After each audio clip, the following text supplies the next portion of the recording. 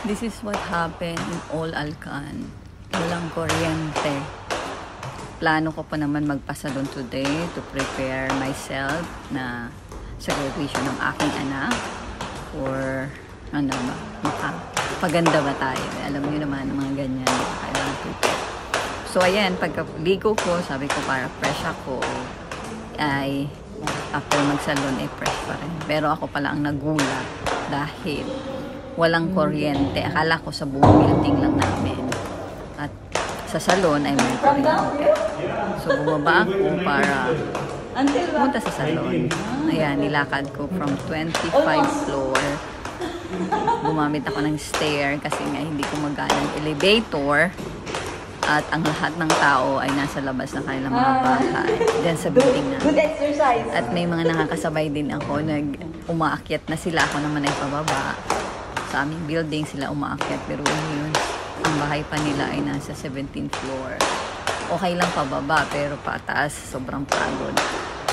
Ayan, good exercise na rin. At nasa 12th floor na ako. Malapit na sa katotohanan. At ayan ang kapaguran. So, malapit na sa katotohanan. Buti na lang maliwanag din dito sa exit, emergency exit ang tawag dyan. So, may mga nakakasalubong akong paakyat at may mga nakakasabay din pababa. So, wala pa nga akong makeup dyan. Bagong ligo, fresh na fresh. Ako pa lang, fresh na fresh. Habang bumababa ako ng hagdan pulis na rin. So, enjoy naman. First time ko na-experience ito. Ayan ang mga maintenance, active naman sila. Talaga sa building namin ay okay naman sila. Laging on time naman. So, tinawagan ko rin niya yung maintenance. Sabi ko, walang kuryente. At nandito na ako. Malapit na. Ayan yung mga plot na yan. Ayan na mga nadadaanan. Kung meron naman sila mga emergency light na automatic kapag nag-burn out para hindi madilim sa bawat building ay may ilaw yan automatic. Require yan ng government. So, at least safe ang bakas. Ayan, malapit na ako pababa na. So, ayan, malapit na ako sa ground floor para magliwaliw. Maraming tao sa baba pagbaba. So, ayan, na-surprise naman. Dahil napaka-peaceful naman dito. Hindi relax lang din sila. Although nasa labas sila. Kasi nga sobrang init. Nasa open ang init ng pareha sa This is bad exercise. And promise ni Kuya, maayos din within 30 half an hour sa akin. So, galing sila sa rooftop. You see, I'm fresh. I take shower now. I shower with my sweat. So, parehas tayo na Kuya na nag-effort para malapaglabanan ng ating mga goal. Ayan, nandito na ako sa 4th floor. Malapit na, ilang floor na lang. At malapit na tayo. Samahan niyo ako sa aking paglalakad. Maririnig niyo lang step ng aking chinelas. The electricity, they will fix. At least, malapit na. Ayan na ang liwanag. Just, yeah, liwanag. the electricity, they will fix. Nag-bice na ako ng kuko ko. Nagpa-linis. Okay. Nagpa-extension. It's too hot. And it's hard to... Comfort ng sarili.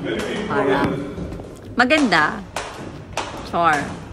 Hindi, kailangan natin yun para sa sarili din natin. Para ma-relax naman din tayo. Yung tipo mo nagpapasalon ka, sarap na may gumagawa sa'yo. Minsan napapaidlip ka nakakatulog ka na, para relax ka. Kailangan, unlike na ikaw ang gagawa. Hindi ka ma-relax. Hindi mo na rin natatanggal masyado yung mga dumi-dumi ng kuko mo. At saka yung scrub talaga nila sa salon. Pinamasahe. Yes, ground floor. Ayan, napagod na si Kuya. I will go to ground floor. Ayan, tinignan niya kung anong floor daw. This is ground, no? Tinanong niya kung anong floor. Ako sabi ko sa ground floor kung bababahin sa park. Almost. Oh my God! So, join ulit na kami ni Kuya. Sa pagbawa, ayan, pawis na wala nga makeup. Ayan, may bago ako nakasama. Hindi man lang niya kinuha yung sauce. Hindi si Kuya ang bahagal. Joke lang po. Yan, nakasabay ko si Kuya. From 20 floor yata siya. Si Kuya. Ka-building namin siya. It's easy. 18, but it's easy to come down. It's hard when we come up. chika-chika na a little bit. At ako naman pupunta sa aking papupuntahan. Siya naman daw, mag-stay daw siya ng sa car niya. Mag-stay siya ng car niya kasi at least may aircon daw sa car niya. So ako naman dito na salon. Pagpasok ko salon, ayan, na-surprise din ako. At ang pagtingin ko, kala ko, ayan, madilim din. Walang kuryente. Pawis na pawis din yung, yung mag-aayos. Pawis na pawis din siya. Tahimik na tahimik sa salon. Walang katao-tao. Ako lang. Where is your house? Yan. So, Your house is samahan nyo na lang ako sa aking building. chika-chika dyan. Para may ma-upload lang ako sa aking YouTube. It happened today. Like 1:25. Ito naman, may pinunta na naman ako isa pang salon. Akala ko nakababang kasakali na may kuryente. Pero, pagdating ko, nagpapaypay din sila.